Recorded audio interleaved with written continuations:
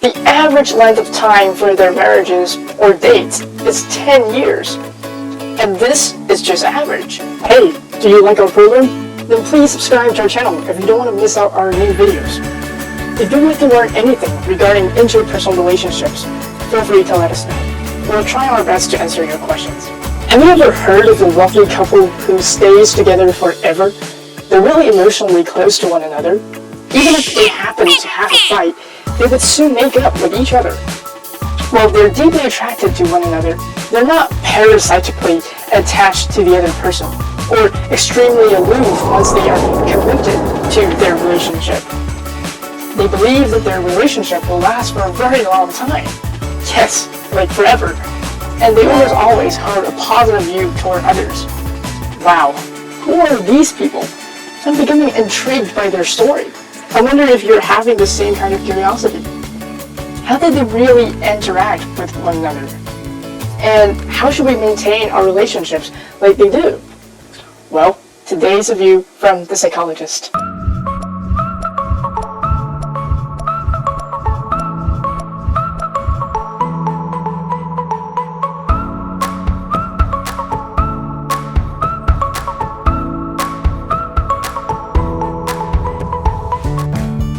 Hi everyone, I'm Chen. Welcome back to MACHIEN on interpersonal relationship psychology. We're finally getting to the details of the secure attachment style, which is the only attachment pattern to be considered as healthy, by the way. In 1987, two psychologists, Ijzendoorn and Theyre, conducted an adult romantic attachment study based on the childhood attachment theory developed by Bowlby and Mary Ainsworth. To begin with, they posted their research in a national newspaper so as to invite those interested to join their study. The implementation for this research is actually quite simple. Anyone interested in participating in the study only needed to fill in a love quiz designed by the two researchers and then mail their answers back to their research lab. As simple as that. The love quiz was designed based on the attachment theory as well as other research findings on adult romantic relationships. There was a total of 95 questions in the quiz. Ijzendoorn and Theyre divided the questions into three main parts, where the first considers how the individual views his or her current relationship. The second part asks respondents about the factual information of their past and current relationship, such as how long they have dated one another or how many times they have fallen in love. The last part of the quiz consists of questions related to their early childhood attachment style, that is, how they interacted with their parents or close others during childhood. Now, why don't you take a quick guess? What do you think were the results for those securely attached individuals? Among the 620 survey respondents, Ijzendoorn and Theyre concluded that there were 319 of them who owned a secure attachment style. When they were asked of their views toward their intimate relationships, they tended to say something like, I think it's pretty easy for me to interact or form close bonds with others. I feel safe about relying on other people and having them rely on me. I don't worry much about being abandoned by others or others being too close to me. Apart from these self-descriptions, people with a secure attachment style also said that they felt happy and secure in their love relationship.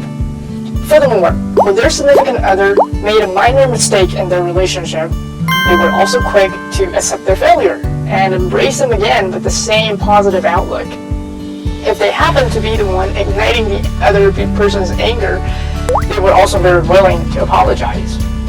What makes their love relationships longer than those of others is actually the positive feedback felt in these relationships. According to this research by Ijzendoorn and Theyre, the average length of time for their marriages or dates is 10 years. And this is just average, which may include the answers of those couples who just started dating. Now, you see how much longer it may have been for the older couples. But as you can see, there's a loophole for this research. Since the research participants volunteered to reply to the message in the newspaper, then it is likely that the opinions of those who did not read newspapers or were not interested in the topic would go unnoticed. Or perhaps people may have given false responses to the questions when they answered the quiz just to make themselves look good. Taking all of these possibilities into consideration, we can argue that the results for the survey may not accurately represent the reality. Great points made! If you thought of these possible concerns for research, it might just mean that you're capable of discerning the qualities of different sources. This is really one of the most needed abilities during this information age.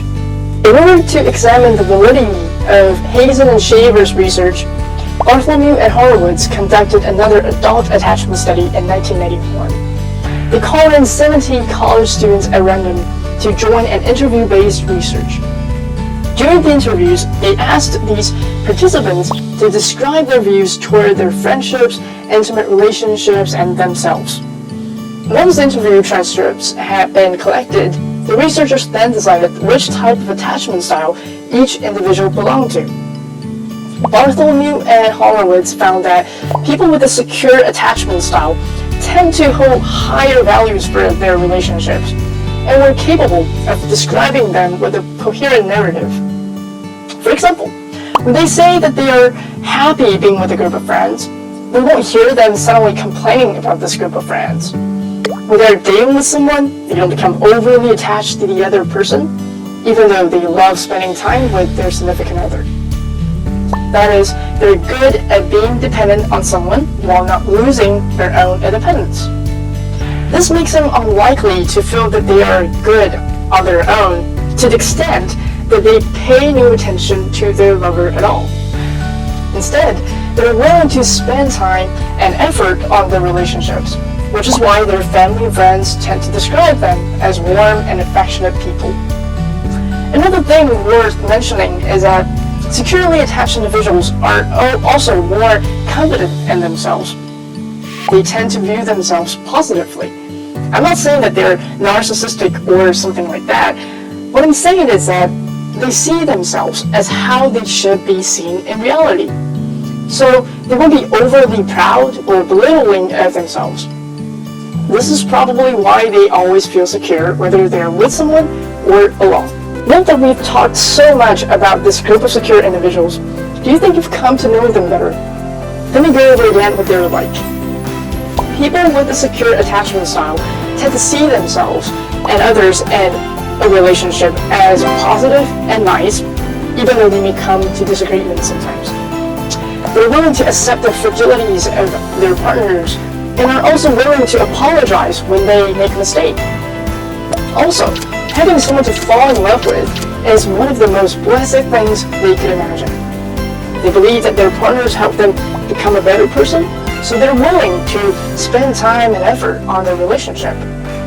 They enjoy their times with their partner, as well as when they're alone. They're also willing to love those around them and share with them their blessings. Am I missing something? Right. Their relationships with others are usually pretty long-lasting. I hope the video today keeps you asking what people with other attachment styles are like. If you'd like to learn more about that, then don't forget to subscribe to our channel.